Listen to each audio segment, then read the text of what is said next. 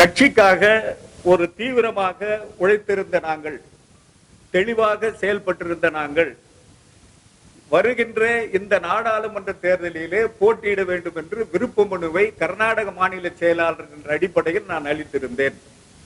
அந்த விருப்ப மனுவை பெற்றுக் கொண்டவர்கள் நேர்காணலும் நடத்தினார்கள். நேர்காணலை நடத்தி முடித்த பிறகு அன்றைக்கு என்னை மறுநாள் தலைமை கழகத்திற்கு வர சொன்னார் பொதுச் செயலாளர். ஆனால் நான் தலைமை கழகத்துக்கு போகிறேன், என்னை சந்திக்கவும் இல்லை.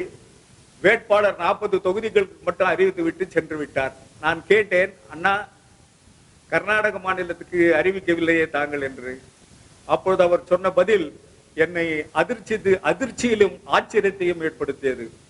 காரணம், இவர்களெல்லாம் போட்டி போட வேண்டாம் என்று சொல்லுகின்றார்கள் என்று சொல்லி தன்னுடைய சக நண்பர்களையோ அல்லது சக கட்சியினரையோ சொன்னதாக என்னிடம் சொன்னார். நீங்கள் தானே பொதுச் செயலாளர், முடிவெடுக்க வேண்டியவர் நீங்கள் தானே, அவர் சொன்னார் இவர் சொன்னார் என்று எப்படி சொன்னால் எப்படி என்று கேட்டுவிட்டு நான் அமைதியாக வந்து விட்டேன். வந்தது மட்டுமல்லாமல் ஒரு தெளிந்த முடிவு இல்லாத காரணத்தினால் என்னை இந்த கட்சியிலிருந்து அல்ல, பொறுப்பில் இருந்து என்னை விடுவித்து விடுங்கள் என்று என்னுடைய கருத்தை பதிவு செய்து விட்டு வந்தேன். அதன் பிறகு தேர்தல்,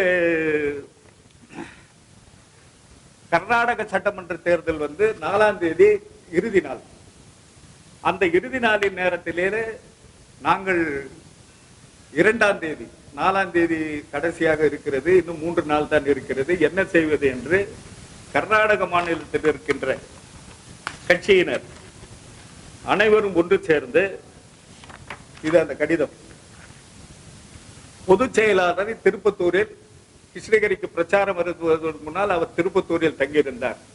அந்த நேரத்தினிலே கட்சியினுடைய அவைத்தலைவர், கட்சியினுடைய இணை செயலாளர், கட்சியினுடைய மாநில பொருளாளர், கட்சியினுடைய துணை செயலாளர், எல்லாம் மாநிலத்தை சொல்றேன் நான், செயலாளர், 4 மாவட்ட செயலாளர்கள் மற்றும் பொதுக்குழு உறுப்பினர்கள் அனைவரும் சேர்ந்து அன்று ஒரு கடிதம் கொடுக்க சென்றார்கள். அப்பொழுது அங்கே ஹில்ஸ் ஹோட்டலில் அவர் தங்கியிருந்த காரணத்தினால் நான் பெயர் சொல்ல விரும்பவில்லை. அவர் இங்க எல்லாம் உங்களை யார் வர சொன்னது, இங்கிருந்து கீழே போங்க, வெளியே போங்க என்று கீழ்த்தரமாக நிர்வாகிகளை நடத்தினார்கள்.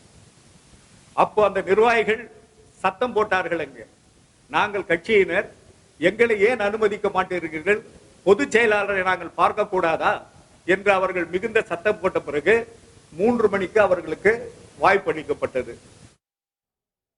கர்நாடக மாநில அதிமுக செயலாளர் ST குமார் திடீர் ராஜினாமா செய்திருக்கிறார். அது பற்றிய முக்கிய செய்தியை பார்த்துக் கொண்டிருக்கிறோம். செய்திகளை உடனுக்குடன் தெரிந்து கொள்ள உடனே சப்ஸ்கிரைப் பண்ணுங்க.